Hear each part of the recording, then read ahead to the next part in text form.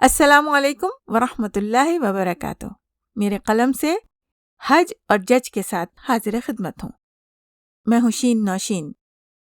سامعین، یہ محاورہ تو آپ سب نے سنا ہوگا کہ 900 چوہے کھا کے بلی حج کو چلی، لیکن ہو سکتا ہے کہ آپ اس حقیقت سے ناواقف ہوں کہ وہ حج سے پہلے عمرے پر بھی جاتی ہے۔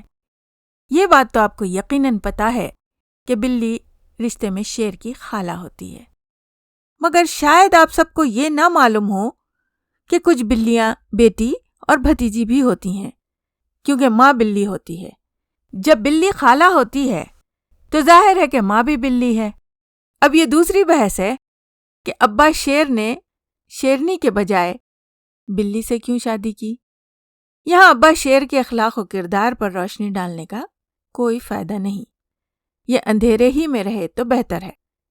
سامعین، یہ بھی تاریخی حقیقت ہے کہ صرف بلیاں ہی نہیں، 900 چوہے مکمل ہو جائیں تو بلے بھی حج اور عمرے پر جاتے ہیں، اور کبھی کبھی بلی 900 چوہے کھانے کے باوجود بھی حج اور عمرے پر نہیں جا سکتی، کیونکہ اس کے جرائم کے دھبے اس کے پاسپورٹ کو گندا کر دیتے ہیں۔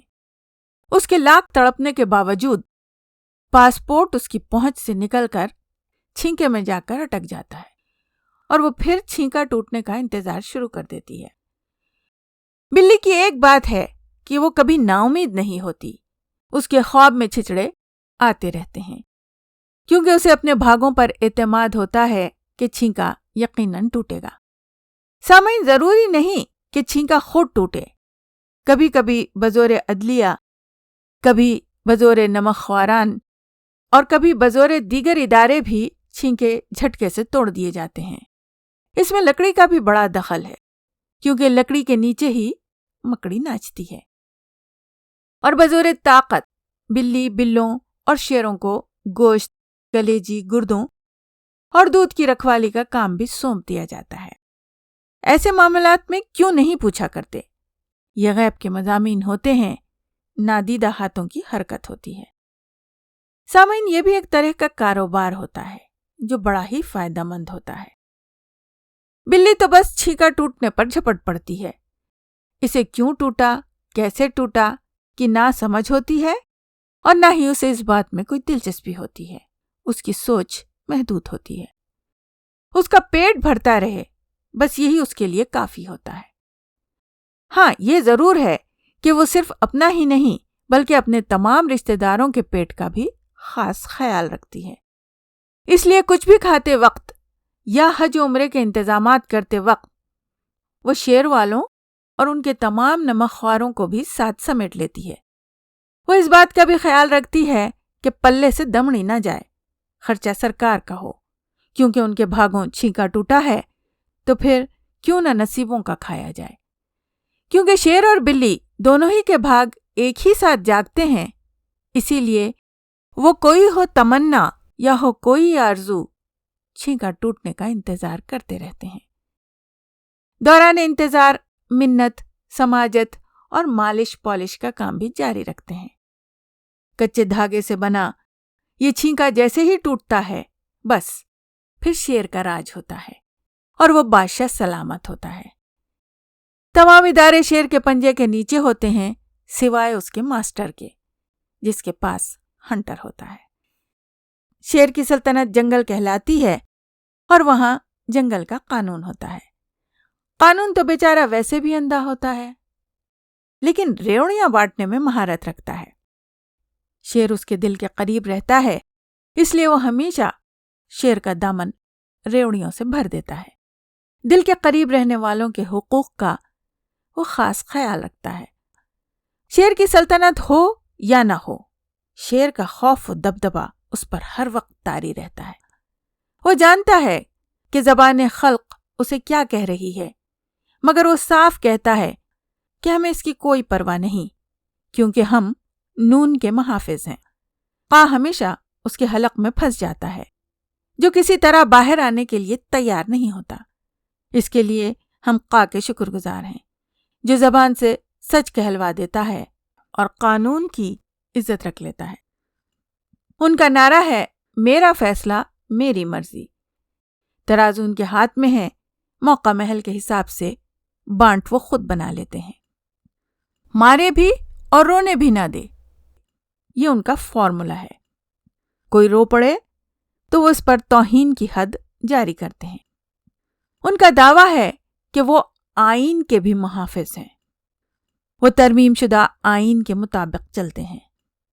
جیسا کہ عوام جانتی ہے کہ 1973 عیسوی کے آئین میں متعدد بار ترامیم کی گئی ہیں۔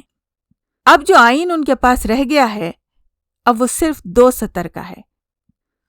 نمبر 1 پر وہ کہتا ہے کہ طاقتور گناہ کرے تو حج کر لے، اور نمبر 2 پر وہ کہتا ہے کہ طاقتور جرم کرے تو جج کر لے۔ نمبر 2 کی ذیلی شق میں تشریح کی گئی ہے کہ 24 گھنٹے طاقتوروں کے لیے عدلیہ کھلی رہے گی، کمزور قریب نہ پھٹکیں۔ شیر اور بلی کیونکہ بابائے آئین ہیں، وہ اس دستور کو جانتے بھی ہیں اور مانتے بھی ہیں، اسی لیے یہ دونوں ہی کام وہ دل سے کرتے ہیں، حج بھی کر لیتے ہیں اور جج بھی کر لیتے ہیں۔ حج سے معلوم نہیں کہ انہیں کچھ ملتا بھی ہے یا نہیں، البتہ جج سے انہیں بہت کچھ مل جاتا ہے۔ پی آئی اے کا بوئنگ طیارہ وہ استعمال کرتے ہیں۔ غریب پی آئی اے کہتا ہے کہ کھا پی آئیے، لیکن اسے ڈانٹ دیا جاتا ہے کہ ہمیں پتہ ہے، ہم سب کھا پی کر ہی حج و عمرے پر جاتے ہیں، تمہاری یاد دہانی کی ضرورت نہیں ہے، تم بس ہماری شاہی دعوت کا اہتمام رکھو، انگور ضرور ہوں، مخملی نشستیں ہوں، کم خواب کے بچھونے ہوں، اور گنگا جمنی غسل خانے تیار ہوں۔ بیچاری عوام، نہ جج اپنا نہ حج کی استطاعت۔ شیر کا ماسٹر بھی انجان، گورا آقا سب کے سر پر سوار، جائیں تو کہاں جائیں۔ لیکن سامعین، جس کا کوئی نہیں اس کا خدا ہوتا ہے، بس اسی کے فیصلے کا انتظار ہے، دیکھیے کب ہوتا ہے۔ ظلم پھر ظلم ہے، بڑھتا ہے تو مٹ جاتا ہے۔ کوئی بھلا آدمی بھلائی کرنا چاہے، جنگل کو ایک فلاحی ریاست کی شکل دینا چاہے، تو تمام گوری قوتیں اس کے خلاف اٹھ کھڑی ہوتی ہیں۔ جنگل کی 15-16 جماعتیں ہاتھ باندھ کر گورے آقا کے سامنے کھڑی ہو جاتی ہیں کہ ہم آپ کے تابع دار ہیں، اور آپ کے حسب حکم جنگل کو ہم فلاحی ریاست تو کیا، کسی قسم کی بھی ریاست نہیں بننے دیں گے۔ یہ جنگل جنگل ہی رہے گا، اور جنگل کا قانون ہی چلے گا۔ گورا آقا جنگل کے تمام تابع دار مخلوق کو کھلا پلا کر مزید مضبوط کر دیتا ہے، ماسٹر کو ٹائٹ کیا جاتا ہے۔ اندھے قانون کا استعمال کر کے بھلے آدمی کے راستے میں کانچ، کانٹے اور خاردار تار پھیلا دیے جاتے ہیں، اس کے پاؤں سے جوتا تک اتار لیا جاتا ہے، اور پھر کہا جاتا ہے کہ انہی راستوں پہ چل کر اگر آ سکو تو آؤ۔ مگر وہ یہ نہیں جانتا کہ مسلمان کا ایمان کیا چیز ہے۔ اگر ایمان مضبوط ہو تو کانٹے کیا چیز ہیں، آگ بھی گلزار ہو جاتی ہے۔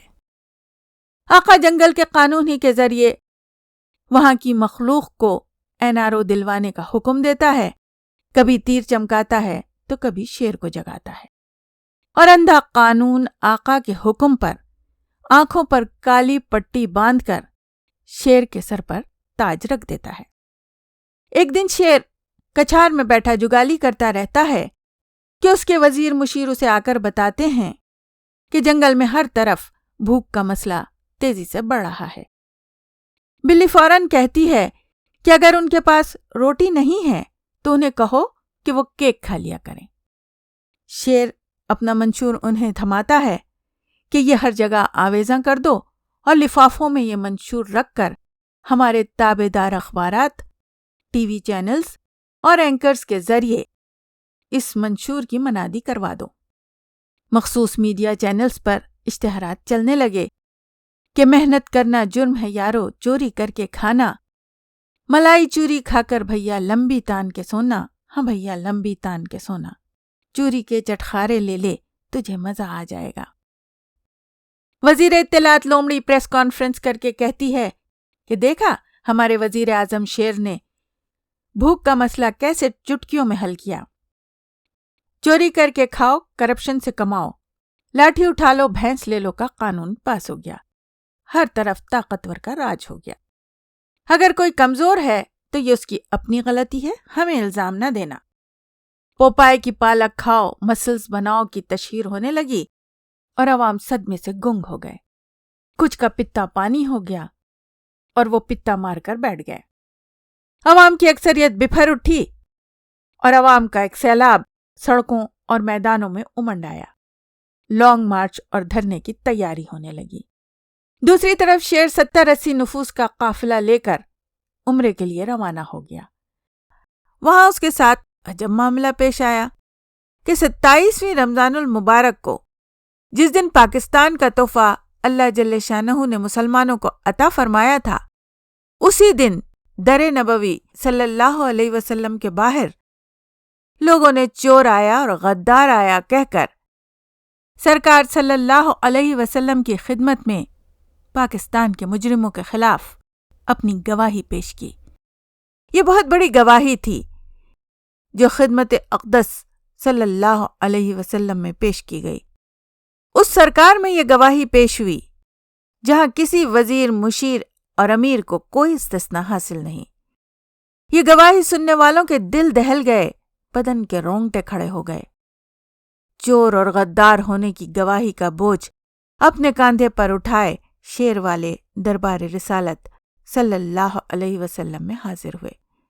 یہ ایک عظیم سانحہ تھا جو شیر والوں کا سر جھکانے کے لیے کافی تھا، جو ان کا دل دہلانے کے لیے کافی تھا۔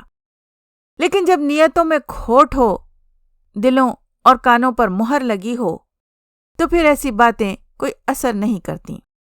انہوں نے جلدی جلدی عمرہ مکمل کیا اور پھر جس مقصد کے لیے وہ ایک لاؤ لشکر سمیت آئے تھے، وہ تمام کام پائے تکمیل کو پہنچائے گئے۔ وہاں بہت سے مشکوک وفود سے خفیہ ملاقاتیں کیں، ہمیشہ کی طرح مختلف سودے طے ہوئے اور اس پاک سرزمین پر کئی ناپاک منصوبے بنائے گئے۔ نہ ہی ان پر زبان خلق کا کوئی اثر ہوا تھا، نہ ہی ان کے خلاف چوری اور غداری کی در رسول پر دی گئی گواہی سے ان کا دل لرزا تھا۔ دلوں اور کانوں پر لگی مہر کی گواہی اور دل کا کھوٹ یوں ثابت ہوا کہ پاکستان پہنچ کر مدینہ منورہ میں ان کے خلاف دی گئی عوام کی گواہی کا انتقام انہوں نے بہت سے معصوم اور بے گناہ لوگوں پر اس واقعے کا الزام لگا کر لیا۔ کئی لوگوں کو جنگل کے قانون کے تحت مقدمات میں پھنسایا گیا اور کئیوں کو جیل بھجوا دیا گیا۔ آج بھی وہ بے گناہ اذیت میں ہیں۔ یوں شیر، لومڑی اور کھسیانی بلیوں اور بلوں نے کھمبا نوچ کر ڈھٹائی سے ملک میں آ کر اپنی شرمندگی کو دور کرنے کی کوشش کی۔ لیکن سامعین، اللہ تعالیٰ جہاں رحمان اور رحیم ہے، وہیں وہ قہار و جبار اور منتقم بھی ہے۔ اللہ تعالیٰ کے غضب سے ہر ایک کو بچنا چاہیے۔ اس کی پکڑ سے نہ کوئی بچا ہے اور نہ کوئی اس کی پہنچ سے باہر نکل پایا ہے۔ شیر والوں کے ناپاک منصوبے اپنی جگہ ہیں، لیکن اصل منصوبہ ساز اللہ رب کائنات ہے۔ 27 رمضان المبارک کو مسلمانوں کو رب العالمین کی طرف سے 2 تحفے عطا ہوئے تھے، ایک قرآن کریم اور دوسرا اسلام کا قلعہ، اسلامی جمہوریہ پاکستان۔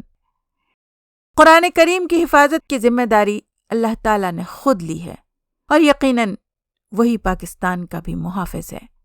انشاءاللہ حق جیتے گا، باطل فنا ہوگا۔ بے شک باطل فنا ہونے ہی کے لیے ہے۔ پاکستان میں امپورٹڈ حکومت نہیں چلے گی، یہ کروڑوں عوام کا فیصلہ ہے اور زبان خلق ہی نقار خدا ہوتی ہے۔